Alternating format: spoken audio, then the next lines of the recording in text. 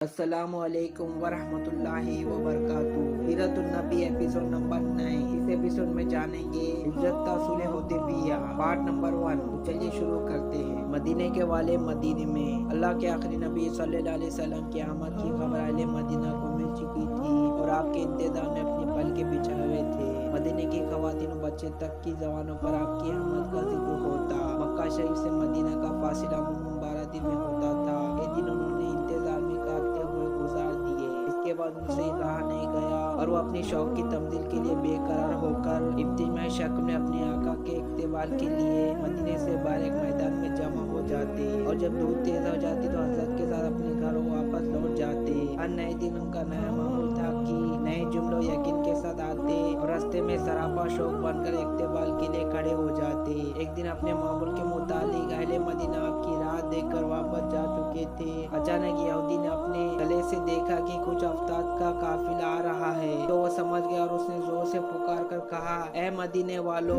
تم جس کا روزانہ انتظار کرتے تھے وہ کاروان رحمت آ گیا۔ یہ سن کر تمام انصار بدن پر ہتھیار سجا کر خوشی کے عالم میں اللہ کے آخری نبی صلی اللہ علیہ وسلم کا استقبال کرنے کے لیے اپنے گھروں سے نکل پڑے۔ مدینہ شریف سے 3 میل کے فاصل پر جہاں آج مسجد قباء ہے، آقا کریم صلی اللہ علیہ وسلم وہاں 12 ربیع الاول کو تشریف لائے اور وہ قبیلہ بن عوف وہ خوش بختر قبیلہ تھا جسے سرکار دو عالم صلی اللہ علیہ وسلم نے سب سے پہلے اپنی میزبانی کا شرف بخشا۔ اس قبیلے کے ایک صدر حضرت مسلم بن حدمت رحمۃ اللہ کے مقام میں آپ نے قیام فرمایا۔ اکثر صحابہ اکرام جو پہلے ہجرت کر کے مدینہ منورہ آئے تھے وہ لوگ بھی اس مکان میں ٹھہرے ہوئے تھے۔ حضرت علی رحمۃ اللہ بھی قریش کی امانتیں لوٹا کر کچھ دن بعد مکہ سے چل پڑے تھے اور وہ بھی اسی مکان میں قیام فرمائے ہوئے۔ مسجد قباء کی تعمیر اور جمعہ کی ابتدا۔ اللہ کے آخری نبی صلی اللہ علیہ وسلم نے قباء شریف میں سب سے پہلے قیام فرمایا کہ وہاں مسجد تعمیر فرمائی۔ حضرت مسلم بن حدام رحمۃ اللہ کی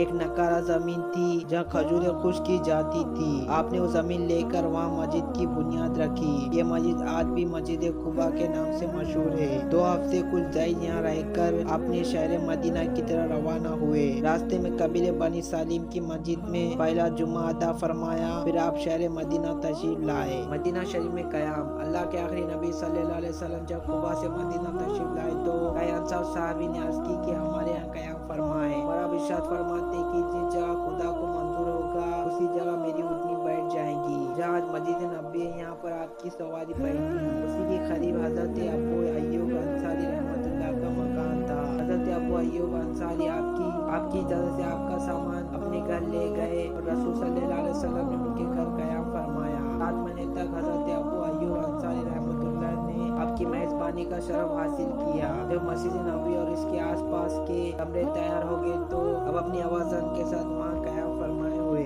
مسجد نبوی کی تعمیر۔ مدینہ شریف میں کوئی ایسی جگہ نہیں تھی کہ جہاں مسلمان با جماعت نماز پڑھ سکے، اس لیے مسجد کی تعمیر وہاں بہت ضروری تھی۔ اللہ کے آخری نبی صلی اللہ علیہ وسلم کی قیام گھر کے قریب ہی بنو نجار کے ایک باغ تھا۔ اس کی زمین عملوں میں 2 یتیموں کی تھی۔ آپ نے ان 2 یتیم بچوں کو بلایا۔ انہوں نے زمین مسجد کے لیے نذر کرنی چاہی پر اللہ کے آخری نبی صلی اللہ علیہ وسلم نے اسے پسند نہیں فرمایا اور حضرت ابو بکر صدیق رضی اللہ کے مہر سے آپ نے اس کی قیام ادا فرمائی۔ مسجد انور کر کے خود اپنے دستے مبارک سے مسجد کی بنیاد ڈالی اور کچی اینٹوں کی دیوار اور کھجور کے ستونوں پر کھجور کی پتیاں سے چھت بنائی جو بارش میں ٹپتی تھی۔ آپ کے حکم سے حضرت عبداللہ بن زید نے وہ اس مسجد کی تعمیر میں صحابہ اکرام رحمۃ اللہ کے ساتھ خود رسول صلی اللہ علیہ وسلم بھی اینٹیں اٹھا کر لاتے تھے۔ یہیں پر اذان کی ابتدا ہوئی۔ شروعات میں حضرت بلال حبشی رحمۃ اللہ نے مسلمان کو نماز کے لیے بلایا کرتے تھے، پھر حضرت عبداللہ بن